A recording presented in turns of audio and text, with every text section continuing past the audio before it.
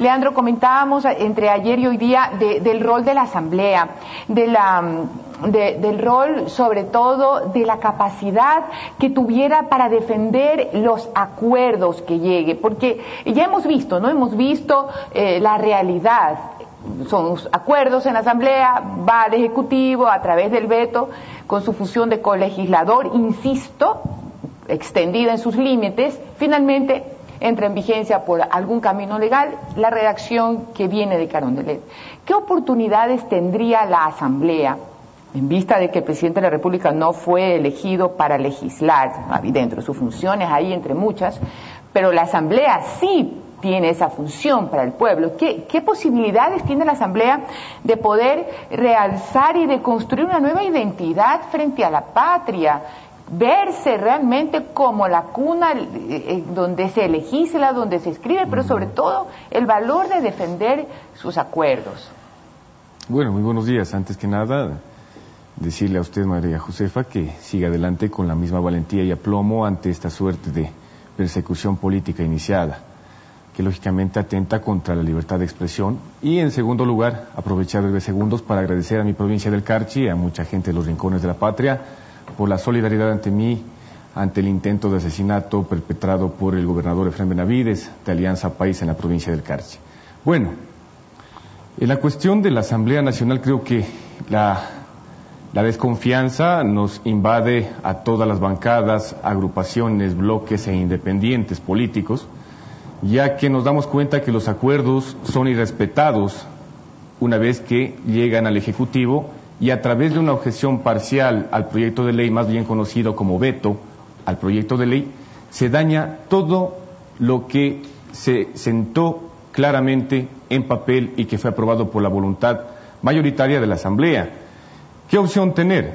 Adoptar una posición realmente de desconfianza absoluta, de saber que no podemos llegar a acuerdos serios con el gobierno, de saber que el Ejecutivo irrespeta la voluntad de la Asamblea Nacional y por lo tanto la del pueblo ecuatoriano, y de saber también que tenemos que planificar nuevas estrategias en pos de unificarnos desde cualquier tendencia política, incluso si tenemos que irnos en contra de la del gobierno, para hacer respetar la voluntad popular y la voluntad de la Asamblea Nacional. No puede ser posible que el veto a un proyecto de ley y que la facultad constitucional, a través de una objeción parcial a un proyecto de ley cualquiera que fuese sea una carta abierta o un cheque en blanco para que el Ejecutivo haga y deshaga a su antojo. Eso no se puede permitir y es hora de que nos unamos en la Asamblea Nacional para demostrarle al presidente de la República... Leandro, y perdóneme que le interrumpa, pero ni siquiera se han podido unir para escribir una resolución calificando o condenando los hechos del 30 de septiembre. Un hecho. ¿Qué posibilidades tiene la Asamblea de llegar a un acuerdo sobre cosas más importantes? Perfecto. En ese tema de la resolución, ¿cómo podemos estar en favor de una resolución que no busca la paz, que no da perdón cristiano, que no da comprensión y que no lleva a ninguna calma social suscitada en los hechos del 30 de septiembre? ¿Cómo puede estar en favor? ¿Usted cree que Aquí ellos... tengo en mi mano una copia de la resolución. Perdón un ratito, ¿usted cree que ellos merecen perdón? ¿Usted cree, bueno, el perdón cristiano todos los creyentes debemos darlo, pero aquí hay un perdón, aquí hay un juicio y hay un derecho que tiene que aplicarse. ¿Usted cree que ellos hay un derecho que tiene que aplicarse, que le han hecho al presidente de la República y al país? Pero la posición más sensata de un presidente de la República, si él busca realmente sanar las cosas... Pero ese es otro tema. La sensatez del presidente de la República es otro tema. En ese rato los policías... Él tiene que llevar a la calma, no juzgando ni persiguiendo hasta las últimas consecuencias a los miembros policiales. No quiero justificar bajo ninguna circunstancia la actitud de la Policía Nacional. Entonces deben de ser castigados. Pero también debemos de tener claro de que él es copartícipe del caos presentado el 30 de septiembre. ¿Cómo puede ser posible que un estadista, María Josefa, y ecuatorianas y ecuatorianos, un presidente de la República, en lugar de apagar los ánimos con el diálogo, con la razón, con el corazón, vaya más bien a encender una chispa y provoque los hechos que fueron suscitados? Bajo ninguna circunstancia podemos justificar la ruptura de un Estado de derecho.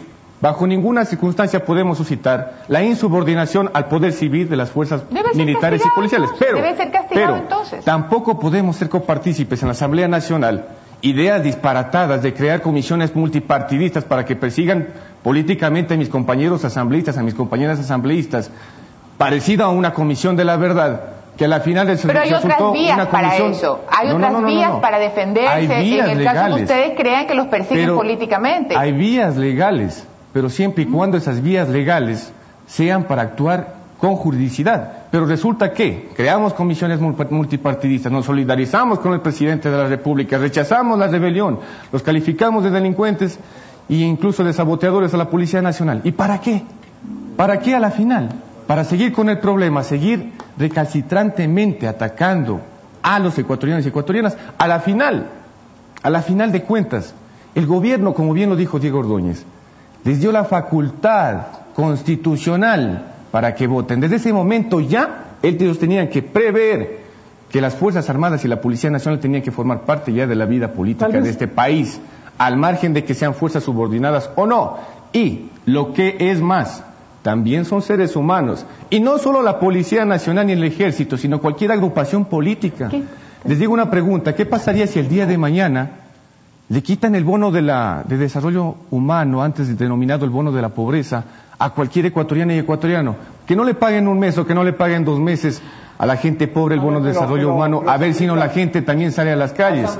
El gobierno no ha aprendido una lección muy importante, que es la de que no se puede jugar con el bolsillo de las ecuatorianas y ecuatorianos, peor aún con derechos adquiridos laboralmente. En el derecho laboral, todos lo sabemos. Asambleísta Cadena, cuidado, yo creo que hay que tener cuidado en mezclar dos cosas, ¿no? Lo primero es que hay un acto de insubordinación.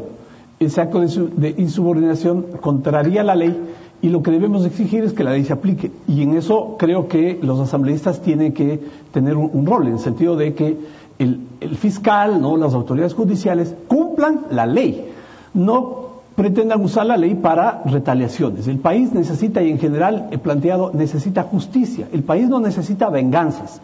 Eso es un primer concepto. Un segundo concepto, y creo que no hay que mezclarlo, hay que diferenciarlos, es la exigencia que usted hace respecto a que el presidente de la República adopte una posición más conciliadora. Correcto. Y a mí, debo confesarle, me lamenté mucho, ¿no?, sobresaltado en los actos del 30, a un presidente al final de la jornada, en vez de convocar al diálogo, lanzando más gasolina al fuego. Y esto creo que tiene que ser tomado como elemento de reflexión al interior del gobierno. Y en esa medida, ¿no?, tal vez un comentario, María Josefa, sobre lo que la cadena hace un momento. Lo que el gobierno hace, yo creo que, pongámoslo en estos términos, democrático, está planteando una opinión distinta, está planteando una interpretación distinta de los hechos. Pero lo ideal habría sido, y lo ideal sería, que permita que quienes no estamos con el gobierno también podamos hacerlo eso en los canales del Estado. Porque en los canales del Estado solo hay una verdad, ¿no? Además, los periodistas no son periodistas, sino personas que hacen más bien propaganda a favor del gobierno. Diego, el problema de la asesoría legal del presidente de la República, y lo digo así porque así debemos de ser los asambleístas, ni aduladores del gobierno ni tampoco opositores ciegos, sino más bien imparciales y pensar en la democracia y en la ley para beneficio de nuestra gente. Pero el problema es de que se utiliza la figura del decreto de estado de excepción para manejar la información, utilizar el tema de la censura previa y no sacar a flote también las diferentes verdades desde las diferentes posiciones y sectores políticos de nuestro país. Qué bueno hubiese sido que ese día de los hechos ocurridos, 30 de septiembre, hubiesen permitido que cada canal de televisión hubiese seguido haciendo su labor periodística de los diferentes frentes y que sea la ciudadanía la que califique conforme a los hechos, conforme a las cámaras, conforme a los hechos suscitados, a las declaraciones en vivo y en directo de la gente, la que permita equilibrar los poderes y que sobre todo permita tener a la gente una visión clara y panorámica de la situación. Ese es un punto que siempre también nos queda pendiente, incluso una de las múltiples invitaciones que le hemos hecho a los ministros, pero no tienen permiso de venir aquí. Así que esperamos una cadena para ver si la próxima semana, en cadena por lo menos, como claro solo sí, en cadena pueden hablar, nos cuentan cuáles son las razones que seguramente debe ser un tema de seguridad. Me imagino yo, quiero pensar que es eso.